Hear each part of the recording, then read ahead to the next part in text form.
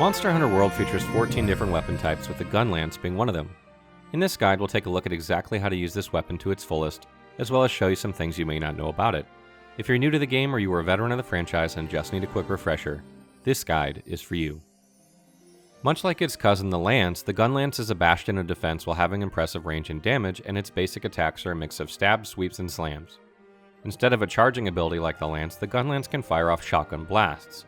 While not truly a ranged attack, these rounds ignore the toughness of the monster, allowing damage to be dealt to parts that otherwise couldn't be touched. Forward plus triangle, then circle will perform 3 thrusts in a row followed by a shelling. Pressing triangle plus circle, then circle will perform a rising slash followed by an overhead slash and finally burst fire.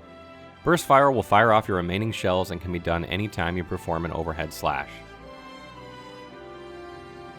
R2 plus triangle will do an upward attack, and R2 plus circle will reload your Gunlance.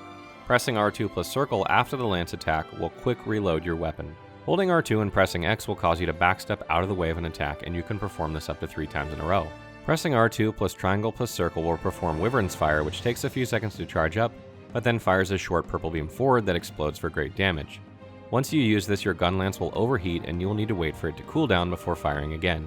Pressing triangle plus circle, then triangle, or circle, or by firing 2 shelling attacks and then pressing circle, you can fire your Wormstake Cannon, which impales itself in the monster you're fighting, and then detonates a few seconds later, after you pull out your Gunlance. This attack hits for massive damage, but you must reload with R2 plus circle and then fill up your Wormstake Cannon by repeating either of these once more to fire again. Gunlances have shell type that dictates what sort of shots they can fire. There are 3 types in total, and each Gunlance will have one of these types. The Lance and Gunlance have the strongest block in the game, so players electing to go with this weapon should take advantage of that.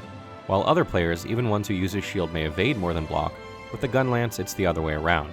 Practice blocking and learn the capabilities of your shield so you aren't afraid to stand your ground. It's worth noting, however, that the Gunlance does not have access to counter thrust or power guard, and so cannot buff their blocking like the Lance can. The Gunlance will tear through sharpness when firing, so be prepared for that because you'll use the gun portion often.